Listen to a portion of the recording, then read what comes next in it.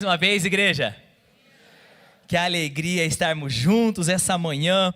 Creio que o Senhor tem algo muito grande para fazer nas nossas vidas, já está fazendo. Quantos já foram muito abençoados durante esse tempo de louvor e adoração, durante as ofertas? Uau, como o Senhor tem nos abençoado já essa manhã. Vamos orar para esse tempo de palavra, pedir para que essa palavra realmente transforme as nossas vidas. Pai, muito obrigado, Jesus, pela sua palavra. Muito obrigado, Jesus, porque nós temos esse privilégio, Senhor, de falar da tua palavra publicamente, de comentar da sua palavra nas nossas conversas, de poder pregar a tua palavra. Obrigado, Jesus, porque nós reconhecemos a importância da tua palavra, porque nós reconhecemos que ela é o fundamento para as nossas casas, para as nossas vidas, para a nossa sociedade ser melhor. Obrigado, Jesus, porque essa manhã nós temos a sua palavra ao centro de tudo que nós falamos, fazemos, cantamos e pedimos, Senhor, que a sua palavra venha ser viva dentro de nós, Pai, em nome de Jesus, amém? Aleluia. Então, amados, hoje a gente vai continuar. Hoje, na verdade, é como se fosse a parte 2 de uma mensagem desse tema, Rema, a ponte entre a sua realidade e os sonhos de Deus. No dia 1º de janeiro, primeiro culto do ano, nós fizemos a parte 1 dessa mensagem. Alguém estava aqui no dia 1º de janeiro? Deixa eu ver, quando estava aqui? Muita gente já estava aqui. Se você não estava, já está disponível no YouTube da CCC, você pode acompanhar, assistir lá depois.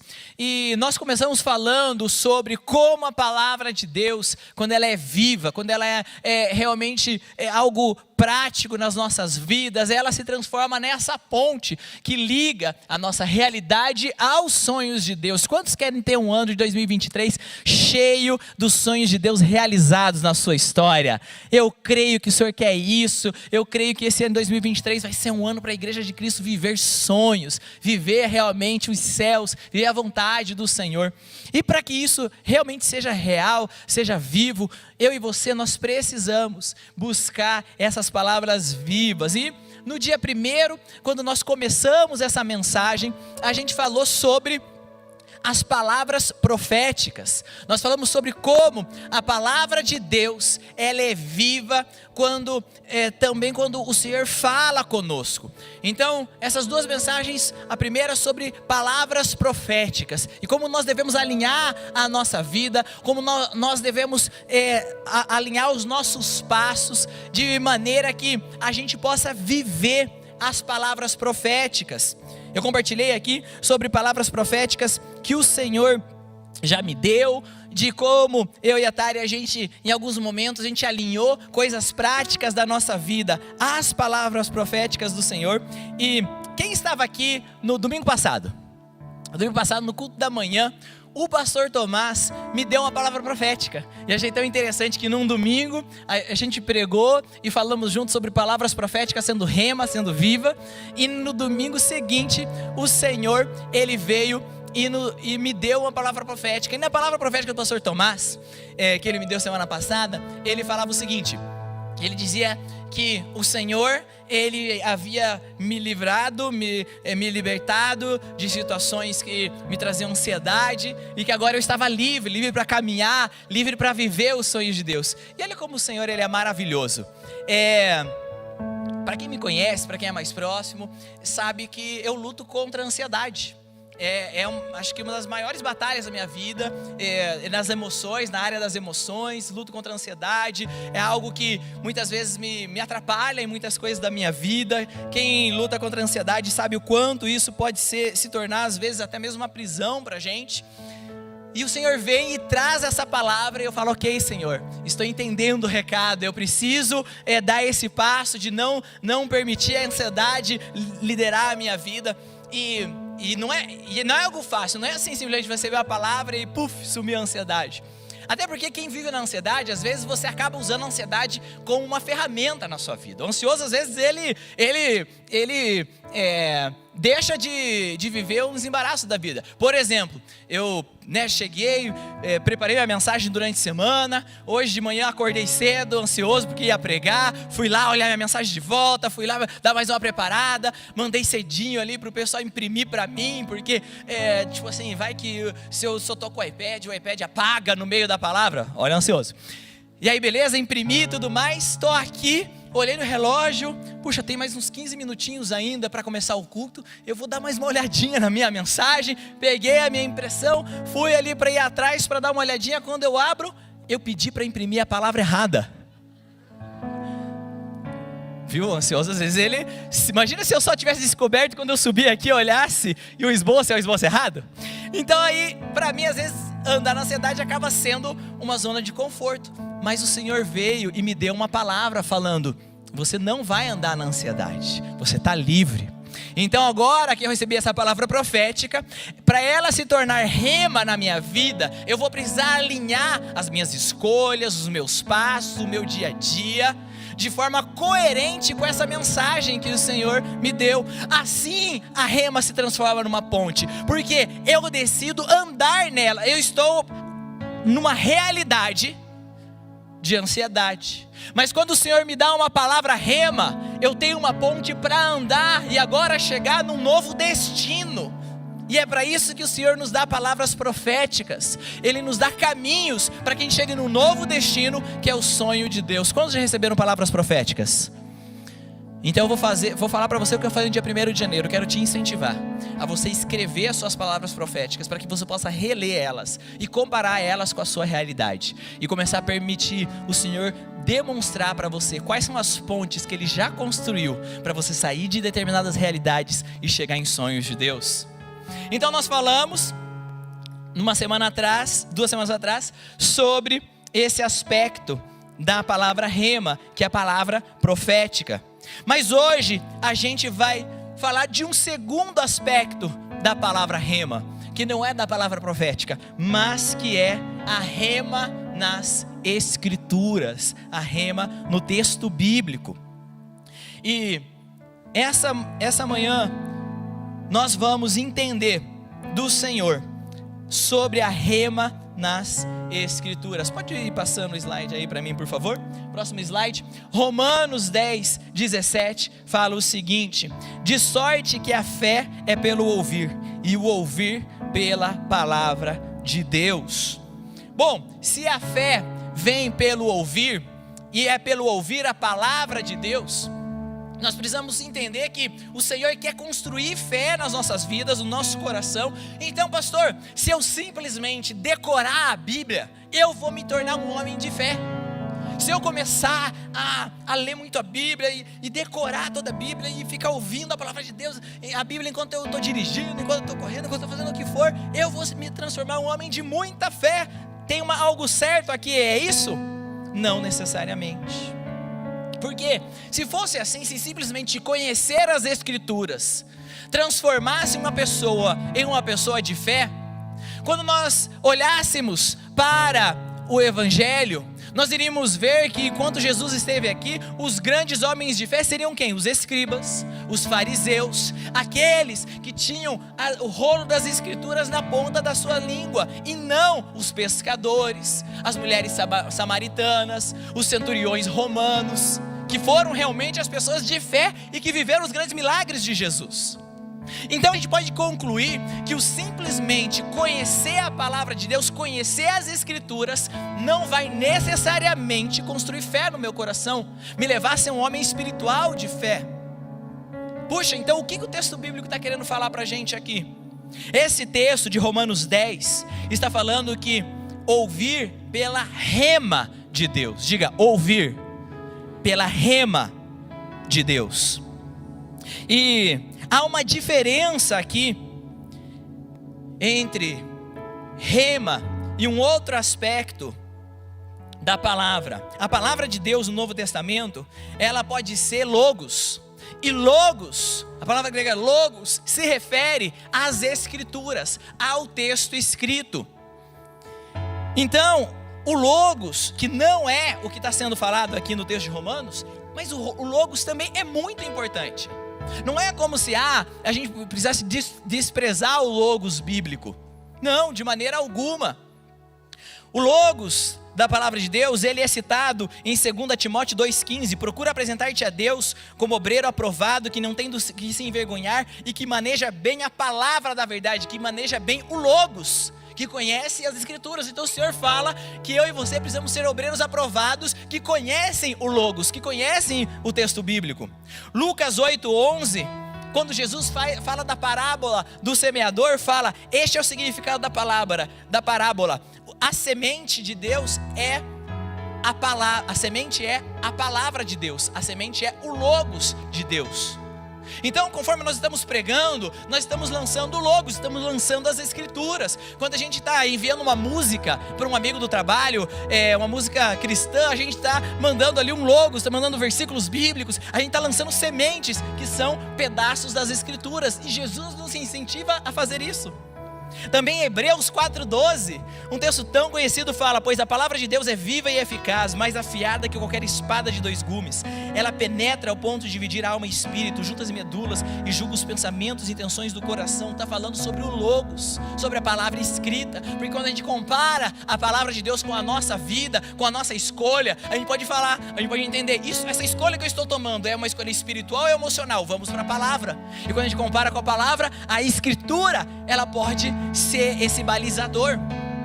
Então, irmãos, eu quero que vocês entendam aqui hoje que quando eu falo de rema, nós não estamos deixando de lado o Logos. Não é como se é um ou outro. Mas quando falamos de rema, pode passar ali, estamos falando que a rema, mais um, é a palavra viva revelada. Então, a rema é quando o Logos se transforma em algo vivo. De fato, não há rema sem Logos. Todos nós aqui, nós queremos ter palavras vivas de Deus, textos bíblicos que falem com a nossa realidade. Todos nós aqui queremos andar num 2023 que tem um norte, que a gente sabe, tem um texto bíblico que está me levando, ou vários textos bíblicos. Quando você precisa tomar uma decisão, se você vai sair do trabalho atual e ir para um novo trabalho, se você vai ter um novo filho, se você vai fazer aquela grande mudança, aquela pequena mudança na sua vida, é muito importante buscar a palavra de Deus, buscar uma palavra viva. Agora, se eu tenho conhecimento do Logos de Deus, eu tenho mais matéria-prima para produzir as remas do Senhor. Porque o Logos é a matéria-prima da rema. Conhecer as Escrituras é a matéria-prima para que eu tenha palavras que são vivas e estão falando diretamente do meu coração. Amados, Mateus 4,4, Jesus, ao ser tentado pelo diabo, responde da seguinte forma: Jesus respondeu: está escrito, nem só de pão viverá o homem, mas de toda palavra que procede da boca de Deus, de toda rema que procede da boca de Deus. Na tentação, o diabo até citava Logos, mas Jesus citava rema. Portanto, eu não devo me contentar apenas com o Logos, mas eu vou conhecer a palavra de Deus, para que eu tenha artifícios para eu andar em palavras vivas. Quantos estão comigo até agora? Ok, então vamos avançar. A palavra de Deus é tão importante para a nossa realidade. Jesus, ele, enquanto esteve no seu ministério, teve 2 livros que foram os mais citados nos seus sermões, nas suas conversas, e que a gente vê nos evangelhos. O livro mais citado por Jesus foi o livro de Salmos. Salmos, um livro profético, um livro de poesias, de canções, um livro de exaltação, de exultação. Então a gente vê que o livro mais citado da boca de Jesus, onde ele mais fez remas, foi através de um livro profético. É poético, mas é profético. E o segundo livro mais citado por Jesus foi o livro de Deuteronômio. E vamos dar uma olhadinha aqui no livro de Deuteronômio. Jesus citou o livro de Deuteronômio 10 vezes, abaixo apenas do livro de Salmos. Pode passar mais 2, por favor. O tema de Deuteronômio, mais um, é sobre a segunda lei.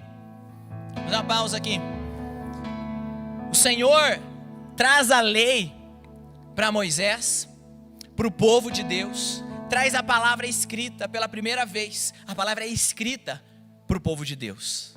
As tábuas da lei foram o início das escrituras. E agora o povo está para começar um novo ciclo. O povo está para começar uma nova fase. O povo está para começar, podemos aqui, com a licença poética, está para começar um novo ano. E o que o Senhor faz? Leva o povo a voltar para as escrituras. Leva o povo a voltar a ler aquilo que ele já tinha escrito. Próximo slide, por favor. Aqui o autor do livro de Deuteronômio, mais um, é Moisés, com exceção do último capítulo. O último capítulo que trata sobre a morte de Moisés, não foi ele que escreveu. E o consenso maior entre os estudiosos é que esse último capítulo tenha sido escrito por Josué, seu escudeiro, aquele que continuou a liderança. E a fluidez que a gente vê do final do livro de Deuteronômio para o início do livro de Josué é uma evidência de que Josué é quem escreveu. Por que eu estou te dando esse pano de fundo? Abre sua Bíblia comigo em Josué 1, por favor.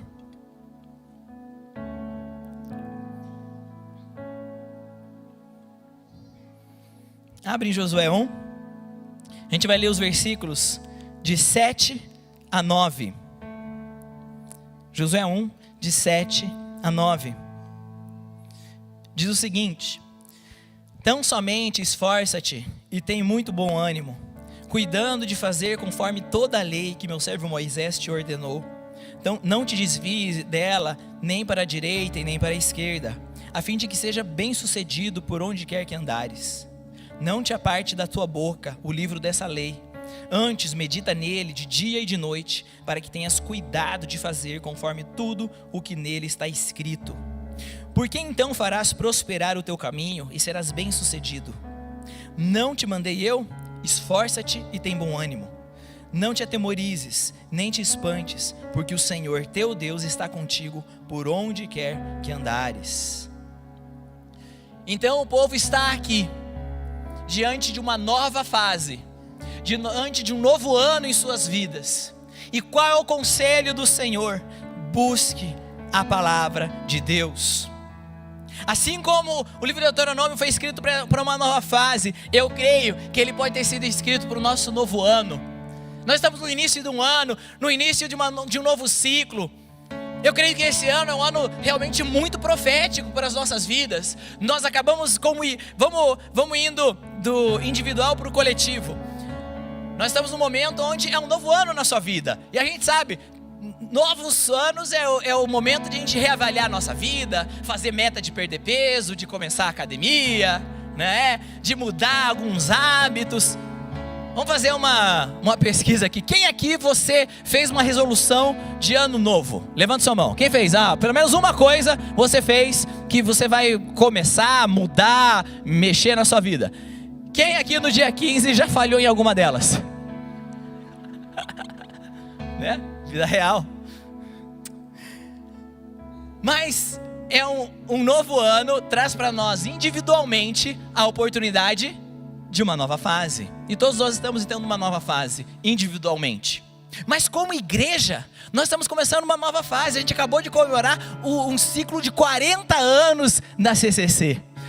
Eu passei ali atrás, na cozinha aqui dos pastores, tem ali algo bem lindo ali, que foi feito como a vela do parabéns para você, e tem ali os 40 anos, me lembrei isso agora de manhã. É uma nova fase para nós como igreja, um novo ciclo para nós como igreja.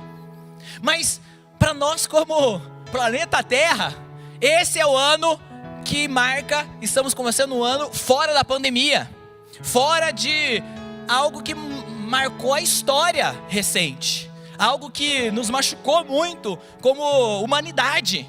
E 2023 é o ano que a gente começa com a pandemia, já ficou para trás. Então é um novo ciclo, profeticamente falando. Então eu acho que é muito importante a gente olhar para esse livro que trata de um novo ciclo.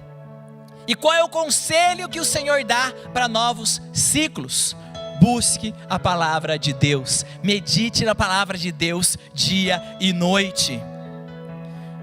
Sabe, é nosso papel como igreja nos lembrarmos da palavra de Deus diariamente e fazer dela um memorial. Porque você individualmente, você pode ler a sua Bíblia todos os dias. Nós como igreja nos reunimos para discutir a palavra de Deus. Mas o mundo lá fora, tem muita gente que ainda não tem o acesso, tem até o acesso físico, mas não tem o acesso espiritual. Portanto, é importante nessa nova fase, nesse novo ciclo que eu e você estamos vivendo como humanidade, nós precisamos declarar a palavra de Deus.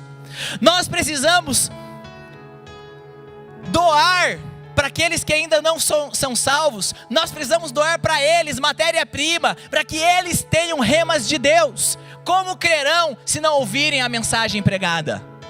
Como eles vão crer se eles não ouvirem a palavra de Deus? É meu e seu papel declararmos a palavra de Deus. Amados, nós precisamos ser menos tímidos. Nós precisamos falar de Jesus, falar da Bíblia, falar dos textos que estão falando conosco, falar dos personagens bíblicos, escrever sobre isso, incluir isso no nosso dia a dia. Antes de trabalhar na igreja, deixa eu primeiro contar um grande segredo para você. Sabia que pastor não nasce pastor? Eles têm vida fora a igreja. Conquanto, quando eu nasci, o médico era crente, e quando eu nasci, eu chorava muito alto. Minha mãe conta que o médico me pegou no colo, olhou, falou: nossa, esse aqui tem um vozeirão, esse aqui vai ser um pastor, vai pregar a palavra profética do nascimento. Mas eu trabalhei numa agência de publicidade, que era um ambiente assim, muito longe dos princípios bíblicos, muito distante dos princípios bíblicos. É um ambiente assim bem de princípios e valores diferentes do que aquele que nós cremos e vivemos. E eu me lembro então que eu tinha muitas oportunidades, como eu tinha equipes que eu gerenciava, eu ia fazer reuniões de equipe, e aí eu precisava fazer reunião de equipe sobre, vamos falar sobre pontualidade. Aí eu preparava os meus slides e eu metia versículo bíblico e princípio bíblico para falar sobre pontualidade. A gente precisa falar sobre melhorar o nosso atendimento para os clientes. Eu fazia um treinamento sobre melhorar o atendimento dos nossos clientes, e tudo baseado na Bíblia. Fazia pregações bíblicas sobre atender bem as pessoas, porque eu tinha essa oportunidade, e eu queria transferir, oferecer, dar oportunidade para aquelas pessoas que ainda não estão salvas, para que eles tivessem contato com o texto bíblico, para que talvez se eles tivessem vários logos na bagagem deles, de repente um deles se transforma em rema, e daqui a pouco aquela pessoa está sendo tocada pela palavra de Deus, pelo Espírito.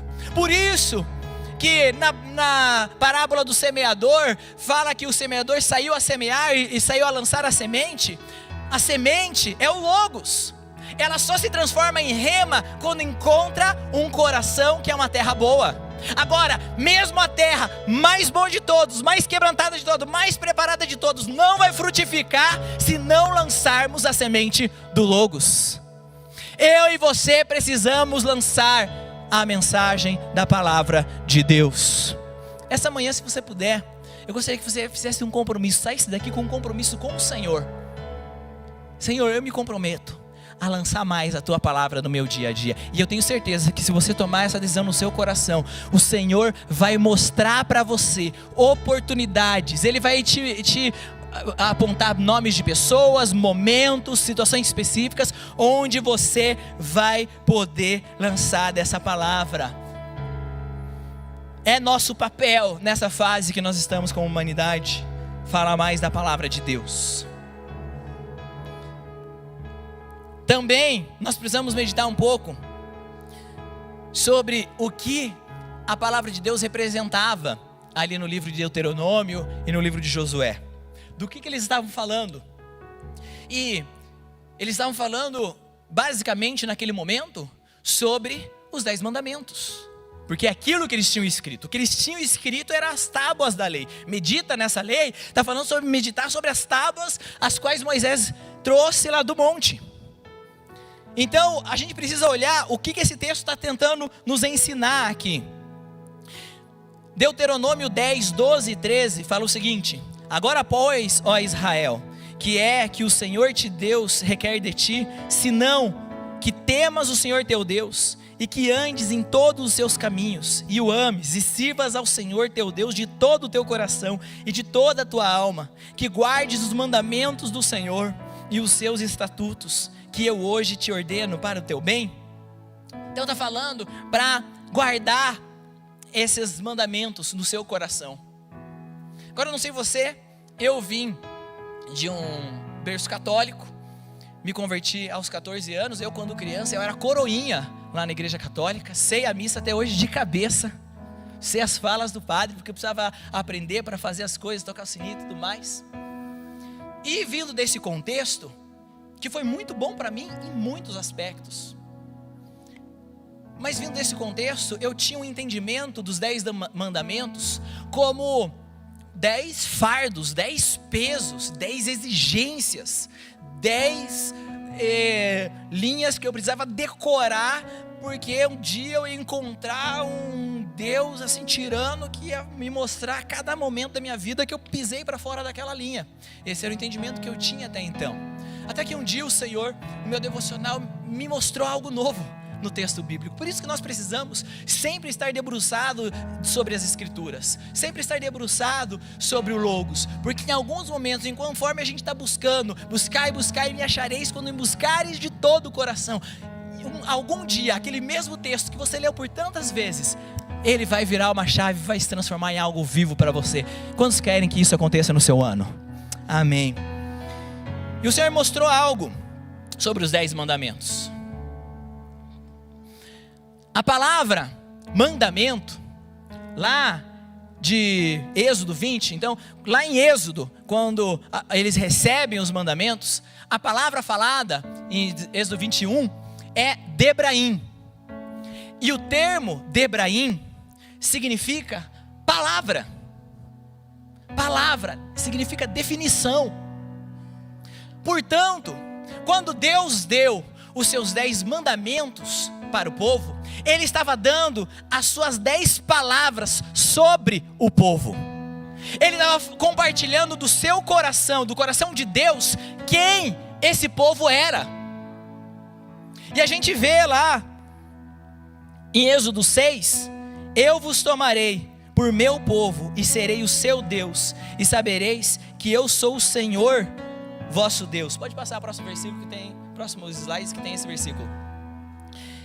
Eu vos tomarei por meu povo e serei o vosso Deus, e sabereis que eu sou o Senhor vosso Deus, que vos tiro debaixo das cargas dos egípcios. Então, na verdade, os 10 mandamentos é Deus compartilhando do coração para com o povo, falando: deixa eu mostrar para vocês quem vocês são. Os 10 mandamentos, e agora a gente pode expandir isso para toda a escritura, para todo o texto bíblico, de Gênesis a Apocalipse, é Deus revelando quem você é. Portanto, quando você olhar para esses 10 mandamentos, você não vai ver um peso como alguém vindo assim te cobrar: honre teu pai e tua mãe, não mate, não roube, não faça falso testemunho. Mas você vai entender um Deus criador, aquele que te formou. Ele está te trazendo para perto e falando: deixa eu contar para você quem você é. Você não rouba, você não mata, você não dá falso testemunho, você honra seu pai e sua mãe. E é assim que esse texto Logos, é assim que essa escritura, é por isso que eu vou meditar nela dia e noite. Por que eu vou meditar na palavra de Deus dia e noite? Porque eu quero saber quem eu sou em Deus. O mundo vive uma crise de identidade. Tem gente que não sabe mais quem ele é. Não sabe se é homem, não sabe se é mulher, não sabe se deve ter família, não sabe se deve andar sozinho, não sabe para onde ir, não sabe o que deve fazer. O nosso mundo vive uma crise de identidade porque não conhece a palavra de Deus. Porque quando eu conheço a palavra de Deus, eu vou conhecendo dos 10 mandamentos, eu vou conhecendo dos 10 da Hebraína, eu vou conhecendo o texto do Pentateuco, eu vou conhecendo dos livros poéticos, livros proféticos, eu vou conhecendo o Novo Testamento, eu vou conhecendo das epístolas, eu vou conhecendo daquilo que acontecerá, e tudo isso vai me revelando dia após dia quem eu sou, e o meu caminhar, ele começa escurecido, porque eu não conhecia o Senhor, mas vai clareando como a luz da aurora, o sol da palavra de Deus vai nascendo, e vai me transformando, e eu consigo enxergar, e de repente é dia perfeito, porque a palavra do Senhor é a lâmpada para os meus pés, eu não ando mais perdido, porque a palavra que antes eu lia era apenas algo escrito, começa a se transformar em vida, começa a ser vivo no meu dia. É assim que eu quero andar esse novo ciclo da minha vida, é assim que eu quero andar esse novo ano. Eu quero que a palavra de Deus seja parte e me dê o norte. Eu não andarei perdido, eu não andarei sem esperança, eu não andarei como aqueles que sentem medo, eu não andarei em insegurança. Em nome de Jesus eu creio nessa palavra, Senhor, que o Senhor me deu. Eu não andarei em insegurança mais, porque a tua palavra é fiel, ela é que firma os meus pés. Eu estou com os pés na rocha, que é Jesus, aquele que é a palavra. A tempestade virá e eu não vou desfalecer, no nome de Jesus, no nome de Jesus. A palavra de Deus revela quem Ele é. Vocês são meu povo, mas eu serei o seu Deus. Quando eu decido andar em santidade e comparar a minha palavra, fazer o que Salmo 119 fala, como o jovem pode manter pura a sua conduta, comparando-a com a palavra de Deus. Se você começa a comparar as suas emoções, a maneira que você conversa, que você responde para sua esposa, a maneira que você trata os seus filhos, a forma que você lida com o seu chefe incrédulo, como você se porta no trânsito, quando você começa a comparar isso com a palavra de Deus e começa a decidir andar por santidade, você faz isso porque você quer declarar e quer conhecer quem Deus é. Podem até me apresentar um caminho, dizendo que eu posso viver a vida como eu quiser e ainda assim eu serei salvo. Eu escolho. Não cheguei, não consegui ainda, mas eu escolho dia após dia tentar fazer a minha vida, minha forma de viver, ser cada dia mais próximo do que a palavra de Deus diz, porque eu quero que o mundo saiba quem Deus é. Por que você vive dessa forma? Porque meu Deus é assim. E conforme eu decido andar nas escrituras e proclamar as escrituras e contar para o mundo que existe o certo, existe o errado, existe um padrão, um parâmetro, o parâmetro é a palavra de Deus. Quanto mais eu falo da palavra de Deus, mais eu falo de Deus. Não é sobre mim, não é, igreja, algo que eu quero compartilhar é algo pessoal, mas se o Senhor falar com você, eu acho que você pode tomar parte. É algo pessoal, mas o Senhor tem falado comigo. Não se trata de eu ganhar uma discussão, não se trata de eu provar que eu estou certo e ele está errado. Eu não quero usar a palavra de Deus para afirmar o meu ego. Se trata de revelar quem ele é. Quem ele é. Eu não vou conseguir gerar vida enquanto eu estou tentando ganhar uma queda de braço. Eu vou gerar vida quando eu revelo o coração do Pai. Eu revelo quem é o Criador. E a criação, ela necessita conhecer o Criador. É nessa linha que eu quero andar nesses dias. É nessa linha. Não se trata de ganhar uma discussão. Se trata de revelar quem é Deus. É para isso que eu quero usar a palavra de Deus. Não ao favor do meu ego, mas ao favor da glória de Deus. Em nome de Jesus. Sim, a palavra de Deus revela quem Ele é. A palavra de Deus revela a proteção de Deus. Ele diz: eu sou aquele, eu sou o seu Deus, você é o meu povo, eu sou aquele que te tira do Egito.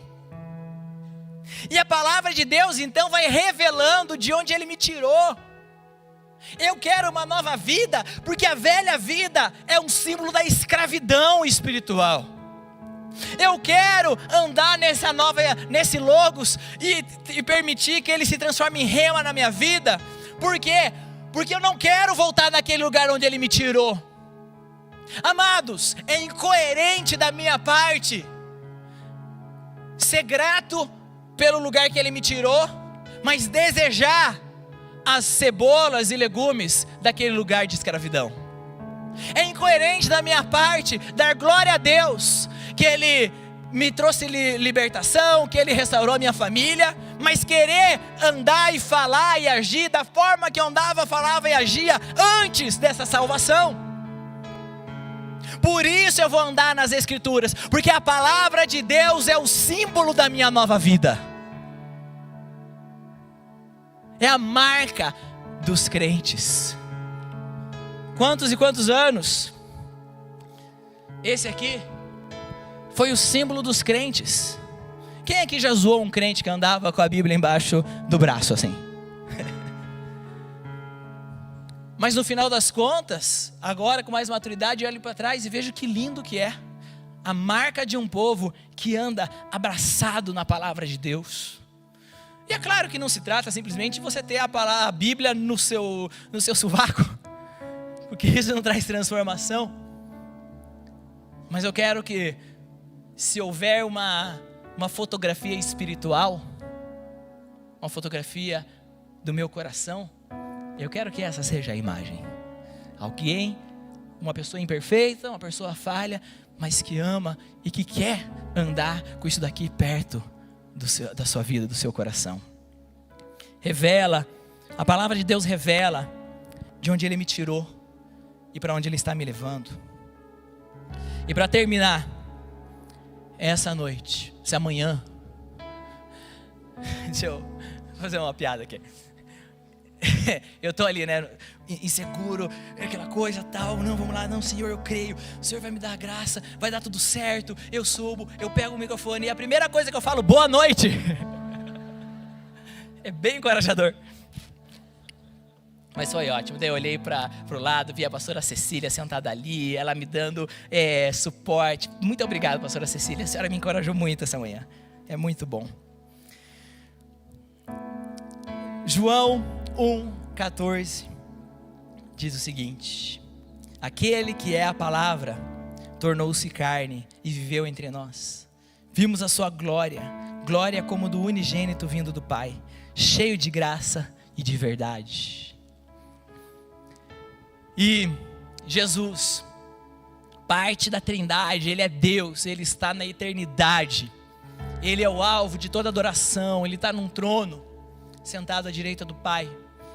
E Ele decide então, para que a sua vida sem esperança pudesse ter um novo caminho, para que aquela situação a qual você não tem mais como resolver, pudesse ter uma solução, para que você que está se sentindo vazio, pudesse perceber algo preenchendo o teu interior, para que você que já tentou e está a ponto de desistir, para aquele que está doente e não tem mais nenhuma esperança na medicina, para você que está vendo o seu casamento acabar, para aquele jovem que olha para o lado, olha para trás, olha para frente e não vê perspectiva nenhuma, para aquele que está preso nas drogas, para aquele que a vida parece que não tem mais sentido, porque um dia é igual ao outro, é só trabalhar, ir para casa, resolver coisas e não tem mais alegria. Para você que sente que falta algo para te dar um propósito, que a vida não está completa, que já conquistou dinheiro, que já conquistou um status, que já conquistou uma vida boa, mas ainda assim parece que você não conquistou nada. É para isso que Jesus, Ele veio e se fez carne e habitou entre nós, para fazer uma ponte entre a nossa realidade e uma vida que só Deus pode nos dar. Ele falou: eu sou o caminho, a verdade e a vida, ninguém virá ao Pai a não ser por mim. E se você está aqui essa manhã e você sente no seu coração, se você está nos assistindo pelo Campus Live e você sabe dentro do seu interior que você precisa vir para Deus, que você precisa vir para o Pai, que não há vida sem o autor da vida, não há o que eu criar longe do Criador, saiba, Jesus, Ele é a ponte que liga a sua vida atual a uma nova vida. Quando Ele morreu na cruz, e todo brasileiro já viu alguma imagem de Jesus crucificado, aquela cruz é a ponte que faz caminho. Mas eu tenho uma boa notícia: Ele não ficou na cruz. Ele morreu, mas ao terceiro dia, Jesus ressuscitou. E Ele está vivo até os dias de hoje. E isso que você sentiu durante o louvor é Jesus falando com você. Esse toque que você sentiu no seu coração foi Jesus tocando você. Esse acelerar que você percebe no seu coração agora é Jesus abraçando você. E hoje Jesus está aqui. E da mesma forma que Ele morreu com os braços abertos, hoje, nos seus braços ressuscitados, Ele está com os braços abertos para te receber. Não importa a realidade que você chegou, não importa o que você fez até hoje, não importa se você é o maior pecador de todos. Hoje Ele está de braços abertos para te receber. Ele quer ter uma vida com você. E se essa manhã você tomar uma decisão dizendo: eu quero esse Jesus, eu quero essa nova vida, eu quero andar por essa ponte, Ele estará do outro lado, pronto para te pegar pela mão e falar: filho, eu estava te esperando. Filho, eu estava te esperando. Eu quero convidar toda a igreja que fique de pé, por favor. Você que está nos assistindo, se você tem espaço aí, fique de pé também, para que você possa estar junto conosco como igreja. Quero pedir a toda a igreja, se você pode, feche os seus olhos para você se concentrar só em Jesus.